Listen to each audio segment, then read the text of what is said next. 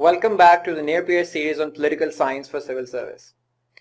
आज हम अपने पहले लेक्चर का आगाज स्टेट सिस्टम से करेंगे. Whenever we discuss the political theory or foundation of political theory, state system is the fundamentally most important question that we would like to address. But before we delve into the specificities of any topic, I would like to discuss some very basic questions जो कि ज्यादातर students को face करने पड़ते हैं. उनमें पहला बहुत बुनियादी सवाल ये होता है कि हम आखिर कितने सफ़े अपने एग्जाम में यूज करें. How many pages to write. So there is no universal answer to that.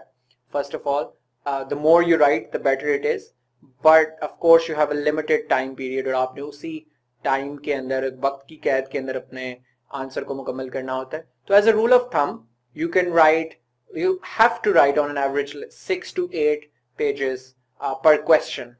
अब 6 to 8 pages से मेरा मुराद क्या है?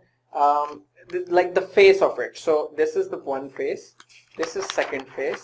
So theoretically you have to write almost 8 such faces ideally, which means that 4 pages and 8 faces per question.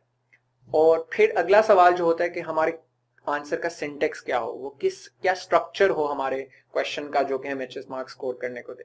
तो उसमें basic rule सबसे पहला तो ये है कि आपके हर सवाल के शुरू में एक इंट्रोडक्शन हो और एंड पे एक कंक्लूजन हो, और उसके अंदर आप जितनी हेडिंग्स, सब हेडिंग्स ऐड कर सकते हैं वो आपको ऐड करनी चाहिए. Another point of suggestion for securing good marks is कि आपके कंक्लूजन वाले जो हेडिंग से पहले एक क्रिटिकल एनालिसिस की हेडिंग हो, जिसके अंदर आप उस क्वेश्चन के बेनिफिट्स या उसके नुकसान, उसके ऊपर यहाँ पे एक पॉजिटिव क्रिटिक लिखें कि उसके क्या फवायद रहे हैं, या उसके ऊपर एक नेगेटिव क्रिटिक लिखें कि उसके अंदर क्या मसले थे. So as we go along, we will do the critical analysis of all the topics and questions ourselves, so you will have better understanding. So coming back to the topic, which was state. There are almost 195 states in the world, countries. But आखिर एक रियासत होती क्या है? Political science के अंदर रियासत की एक टेक्निकल डेफिनेशन और टेक्निकल अंडरस्टैंडिंग को फॉलो किया जाता है. वो क्या है? सबसे पहले उसके मल्टीपल फीचर्स हैं, उसके अंदर मल्टीपल कैरेक्टरिस्टिक्स हैं जो हम बारी बारी देखेंगे. सबसे जो बुनियादी चीज है किसी भी रियासत के अंदर, किसी भी स्टेट के अंदर, वो ये कि उसकी एक डिफाइंड बाउंड्री होती है, जिसे आप आम जुबान में बॉर्डर भी कहा करते हैं. तो जैसे आपको कैसे पता है कि इस लाइन के पड़े पाकिस्तान है और इस लाइन के इस तरफ इंडिया है? ये एक डिफाइंड बॉर्डर है. ये जो मैप्स में हमें नजर आता है, क्योंकि इंटरनेशनली रिकॉग्नाइज्ड एक डिफाइंड बॉर्डर है, जिसके एक तरफ एक कंट्री लाई करती है और दूसरी तरफ दूसरी कंट्री लाई करती है.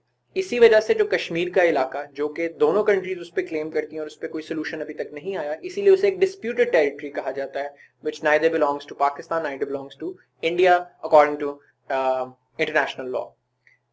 The second important feature of a state is कि उसके अंदर एक हायरार्की के अंदर ब्यूरोक्रेटिक स्ट्रक्चर ऑर्गेनाइज होता है. ब्यूरोक्रेसी आपके एग्जीक्यूटिव ऑर्गन का हिस्सा होती है जो रिस्पॉन्सिबल होता है लॉज को इंप्लीमेंट कराने के लिए. ब्यूरोक्रेसी एक परमानेंट स्टेट स्ट्रक्चर होता है आपका.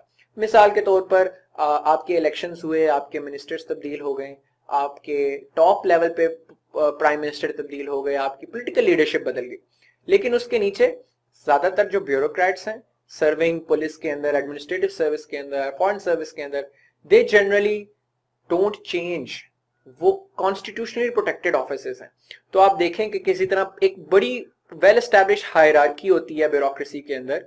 जैसे कि आपके शुरू में हर डिपार्टमेंट की, पुलिस के ऊपर आपकी सबसे पहले आईजी होते हैं, फिर नीचे वो डीआईजी, आईजी, ये सारे नीचे लेवल तक आपके चलते हैं. तो the hierarchy is followed in every governmental department, revenue department, दूसरे डिपार्टमेंट्स के अंदर. तो हर स्टेट की एक हायरार्किकली ऑर्गेनाइज्ड ब्यूरोक्रेसी होती है जो कि स्टेट की विल को इंप्लीमेंट करती है ग्राउंड लेवल के ऊपर. The third important element is the idea about sovereignty. Now we will cover that in greater detail when we discuss exclusively the topic of sovereignty, but just let the idea germinate in your head कि sovereignty basically होती क्या है. वो रियासत के उस इख्तियार को कहते हैं कि जिसके तहत उसके अलावा कोई और दूसरी एंटिटी चीजों का या कवानीन का निफाज नहीं कर सकती. By which I mean that state has monopoly over certain functions. There are certain things which only the state can do, hence supreme, unlimited and absolute power. वो कौन कौन सी चीजें हैं? वो legitimate use of force, force का इस्तेमाल सिर्फ रियासत कर सकती है.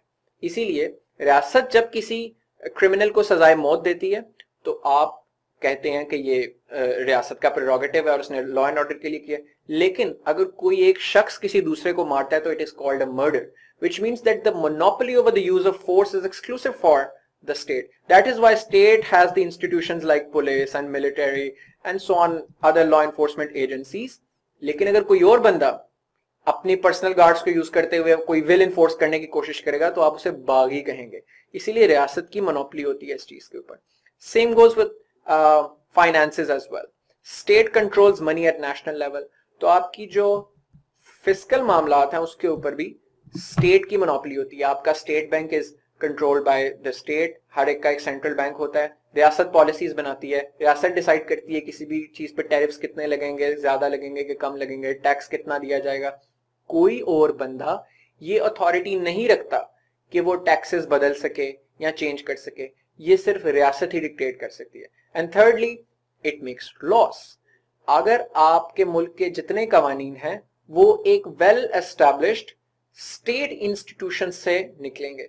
जैसे कि फंक्शनल डेमोक्रेसीज के अंदर वो इदारा आपकी पार्लियामेंट होती है और पार्लियामेंट के अंदर से आपके तमाम कवानीन निकलते हैं फंक्शनल डेमोक्रेसीज के अंदर से, और उनके तहत आपके तमाम रूल्स बनते हैं, रेगुलेशंस बनती हैं, सारी चीजें आती हैं. कोई भी बंदा ये नहीं कह सकता कि हाँ पार्लियामेंट ने तो ये लॉ पास किया है मगर मुझे लगता है कि मुझे इस लॉ को फॉलो नहीं करना चाहिए, मुझे ये लॉ फॉलो करना चाहिए. If you live in a particular state तो उस स्टेट के अंदर, उस रियासत के अंदर उसके कवानीन को बनाने की जो मोनोपोली है वो उसी स्टेट के पास है. The fourth important feature is कि रियासतें आइसोलेशन में नहीं रहती. मॉडर्न जो स्टेट्स हैं वो बिल्कुल भी अकेले नहीं रह सकती. उनके लिए जरूरी है कि दूसरी रियासतें भी उनको रिकॉग्नाइज करें. So states are recognized internationally by other countries और उसका सबसे इफेक्टिव जो मॉडर्न तरीका है वो है यूनाइटेड नेशंस. यूएन के जरिए दूसरी रियासतें रिकॉग्नाइज करती हैं एक दूसरे को. यूनाइटेड नेशन जनरल असेंबली के अंदर उन्हें सीट मिलती है once they recognized as an independent state. So the recap is कि ये चार फंडामेंटल फीचर्स जो आपके सामने आ रहे हैं, geographic territory, hierarchically organized bureaucracy and monopolization of certain functions, which means that it has sovereignty over its land and diplomatically recognized by other states, is what constitutes the state. The next important question is कि कौम क्या होती है? What is a nation? This is a question that has been explored by philosophers, by poets, by statesmen.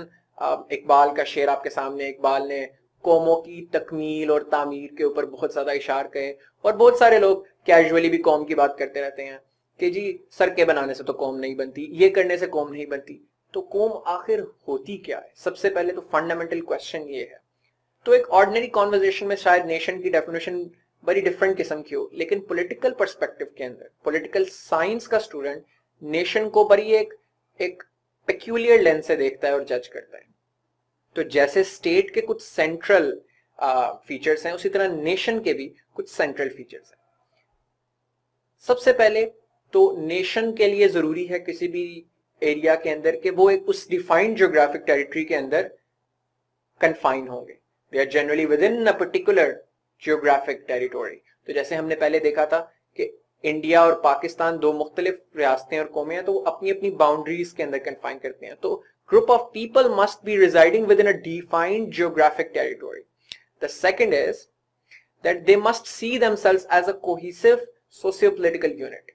जब आप America जाते हैं for whatever reason and you meet another person who happens to come from Pakistan as well, तो आपका पहला reaction क्या होता है कि ये आपका कंट्रीमैन है, योर फेलो कंट्रीमैन.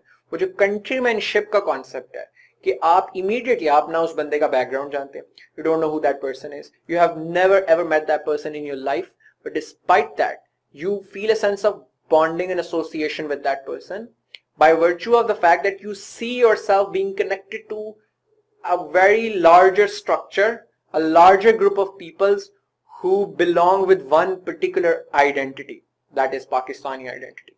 तो वो अपने आप को एक cohesive और coherent socio-political unit के साथ आप अपने आप को देखते हो, बिकॉज वो आपकी प्राइमरी आइडेंटिटी फोर्ज करता है।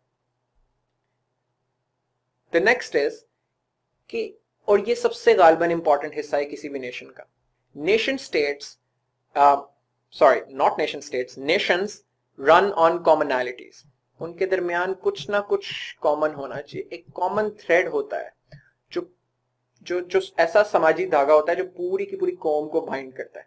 अब वो कोई भी चीज हो सकती है, it could be a similar cultural experiences, it could be same race, it could be same ethnicity, it could be same language, anything that binds people together. तो उस बेसिस पे, और इट कुड बी रिलीजन, तो आप इस तरह देखते हैं कि पाकिस्तान के अंदर एक religion is the primary source of national identity. इसी तरह अगर आप अमेरिका में चले जाएं तो अमेरिका के अंदर religion is not the primary source of identity but certain political values. So America के अंदर देयर फ्रीडम्स, लिबर्टीज और पॉलिटिकल जो उनकी आइडियोलॉजीज हैं, they will more subscribe to that identity rather than their religion. So that constitutes their version of nation, and religion constitutes our version of what we deem as our nation. चौथी चीज इसके अंदर ये है कि nation हमेशा से us versus them की डिवाइड क्रिएट करती है। us versus them की डिवाइड ये है कि अब पूरी दुनिया के लोग तो पाकिस्तानी नहीं हो सकते, पूरी दुनिया के लोग तो किसी एक कंट्री के नहीं हो सकते, तो आप एक नेशन की डेफिनेशन जब आप बनाते हो तो there are automatically people who are included in that definition and there are automatically by default there are people who are excluded from that definition. तो अगर आपकी आइडेंटिटी से एथनिसिटी पे बेस करती है तो all those people who do not belong to that ethnicity और all those people outside of that simply are not part of your nation. जैसे साउथ कोरिया के अंदर identity is based on their ethnicity, तो हम कभी south Korean नहीं है, हम we were not South Koreans because their identity is based on ethnicity, and we would, like, it seems very obvious, but this is the fundamental premise कि nations divide करती हैं लोगों को. It is not fundamentally a wrong thing just because it divides people into different identities. तो nations के अंदर हमेशा us versus them की divide होती है, कुछ उस nation का हिस्सा होते हैं और जो उस definition पे नहीं होते वो उस national group से बाहर कंसिडर होते हैं. आखिरी चीज, एक काफी चूंकि इमोशनल अपील अटैच है नेशंस के साथ ऑफ बीइंग अ नेशन, कौमी जज्बा जिसे कहा जाता है, नेशनल स्पिरिट जिसे कहा जाता है, पेट्रियटिज्म कहा जाता है, उसकी वजह से आप एक बहुत इमोशनल एसोसिएशन होती है अपनी कौम के साथ, और वो it almost seems innate, it seems biological, and we often say cricket matches में otherwise that we bleed green. आप अपना खून निकाल के देखें, you don't bleed green, you bleed red. Every person in this world bleeds red. No one bleeds green. What does this mean? इसका मतलब यह है कि नेशन का concept is artificial. It's not innate, it's not biological, it's not something natural. It is something that is the product of artificial construction. ये जो imagine communities फिक्रा लिखा है, ये किताब थी एक पॉलिटिकल साइंटिस्ट जिसका नाम बेनेडिक्ट एंडरसन था, जिसके तहत उसने ट्रेस किया था कि हिस्टोरिकली नेशन बिल्डिंग किस तरह की गई और मुख्तलिफ किस तरीके से नेशंस का कॉन्सेप्ट इन्वेंट हुआ, और आप के जो आइडियल्स हैं नेशन के और हीरोज हैं वो किस तरीके से क्रिएट किए जाते हैं. एक पॉइंट ऑफ एंट्री इसके अंदर ये है कि तमाम रियासतों के पास, तमाम अकवाम की अपनी अपनी रियासतें नहीं होती. All nations do not have their own nations. That is why there are certain nations who are recognized as unique nations, यानी उनकी कल्चर, उनकी आइडेंटिटी यूनिक समझी जाती है, but still they don't have a political territory. That is Kurds, Roma and Palestinians. Kurds in Turkey, Syria, Iraq are fighting for their independent state. Roma people, by their very definition, are known as the stateless people, and we all know the sad story of the Palestinians कि किस तरह उनकी nationhood को statehood में convert नहीं किया जा रहा. अब ये दो कॉन्सेप्ट हो गए आपके पास, स्टेट और नेशन.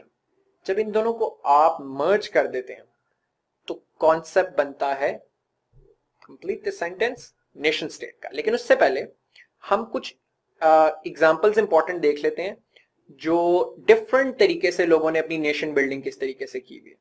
सबसे पहले हमारे पास कुछ ऐसी नेशंस हैं जो एथनिसिटी की बेस पे उन्होंने अपनी नेशनल आइडेंटिटी या नेशनहुड के कॉन्सेप्ट को डिफाइन किया, जिसके अंदर South Korea, Japan, Iceland, Portugal, ये वो कंट्रीज हैं जिन्होंने अपनी सेम एथनिसिटी, और ये सिर्फ उन्हीं ममालिक में काम कर सकता है जहां पर मल्टी एथनिक पॉपुलेशन नहीं है।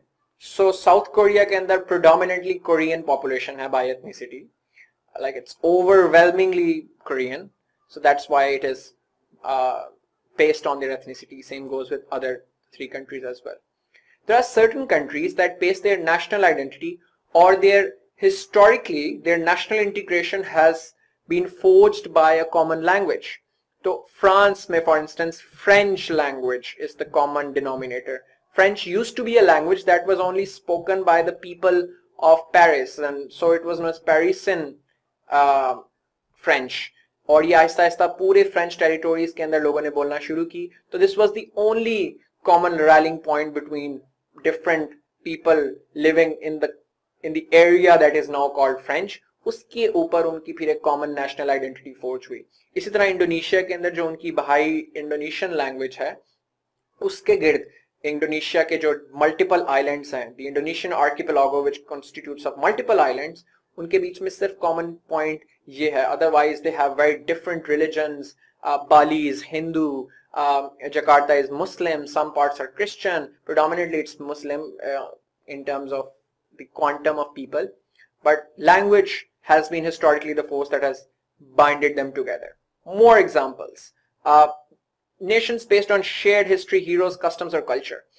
These are applied for countries who are multi-ethnic, multicultural, multiracial and multilingual societies. Societies that often have a lot of different biological characteristics. तो in the sense के आप अपनी ethnicity नहीं बदल सकते. If you are born into an ethnicity, you cannot change your ethnicity. तो ऐसी countries फिर ethnicity के ऊपर nation building की बजाय अपने common culture, common history या collective struggle of collective consciousness के ऊपर बेस करती हैं अपनी आइडेंटिटी। ये हम देखते हैं कि किस तरह स्विट्जरलैंड, चाइना और इंडिया के केस में हमें नजर आता है। India is such a Divers country, it's multilingual, multi ethnic, multicultural, और अगर वो किसी एक एथनिसिटी की बेस पे अपनी नेशनल आइडेंटिटी फोर्ज करेंगे तो काफी ज्यादा कम्युनल वायलेंस के और डिसरप्शन के खतरात नजर आते हैं। और हम आज भी देखते हैं जब भी अपनी नेशनल आइडेंटिटी को वो फोकस करने की बजाय अपनी पैरोकियल आइडेंटिटीज लाइक अपनी हिंदू आइडेंटिटी या नॉर्दर्न इंडियन आइडेंटिटी पे फोकस करते हैं, तो किस तरीके से कम्युनल कॉन्फ्लिक्ट्स बढ़ जाती हैं। तो इसीलिए ऐसी कंट्रीज कोशिश करती हैं कि अपने कॉमन कल्चर, इंडिया में जैसे कलेक्टिव स्ट्रगल अगेंस्ट कॉलोनाइजेशन, तो जो उनकी डीकॉलोनाइजेशन स्ट्रगल थी जिसके अंदर डिफरेंट लीडर्स ने हिस्सा लिया, अबुल कलाम आजाद से लेकर गांधी से लेकर नेहरू तक, तो उन्होंने उसके ऊपर फोकस करते हैं रादर देन के वो अपनी किसी पर्टिकुलर आइडेंटिटी पे फोकस करें। इसी तरह चाइना, इवन दो चाइना में एथनिसिटी डोमिनेंट एथनिसिटी हैन चाइनीज कहलाती है, लेकिन वहां पर तिब्बतन्स भी रहते हैं। चाइना के अंदर योगर मुस्लिम्स भी रहते हैं जो जिंगजांग प्रोविंस के अंदर।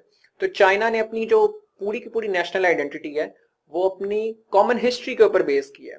देयर कम्युनिस्ट स्ट्रगल जो कि माओ जेडोंग के अंडर उन्होंने लीड की थी, and Mao Zedong is revered as a founding father, as a father figure, और उसको उस कॉमन हीरो और उनकी common struggle against capitalist structures to establish a communist regime, इसको वो अपनी नेशनल आइडेंटिटी के तौर पे यूज करते हैं। सिमिलरली कुछ नेशंस हैं जो इस्लाम या कोई अपने पर्टिकुलर मजहब के ऊपर अपनी नेशनल आइडेंटिटी को बेस करते हैं। Unsurprisingly Pakistan is one of them. Iran, since Iranian Revolution of 1979, has been basing their identity on a peculiar version of Islam, their own version of Islam, which is the Shiite Islam. Saudi Arabia is completely opposite in terms of their sect, but वो भी एक Islamic identity के ऊपर उन्होंने अपनी nation का concept जो है फोर्ज किया हुआ है। इजराइल ने अपनी जूइश आइडेंटिटी के ऊपर अपना नजरिया जो है वो सारा का सारा बेस किया। तो ये वो तमाम डिफरेंट कंट्रीज जिसके अंदर हमने देखा कि कुछ एथनिसिटी की बेसिस पे, आपके सामने कुछ लैंग्वेज की बेसिस पे और कुछ अपनी शेयर्ड हिस्ट्री, कल्चर, हीरोज या कस्टम्स की बेसिस पे, और कुछ रिलीजन की बेसिस पे आइडेंटिटी फोर्ज करते हैं। और अब हम जब अगला लेक्चर कंटिन्यू करेंगे तो उसके अंदर हम देखेंगे कि नेशन और स्टेट को मिलाकर नेशन स्टेट कैसी होती है। Till then see you.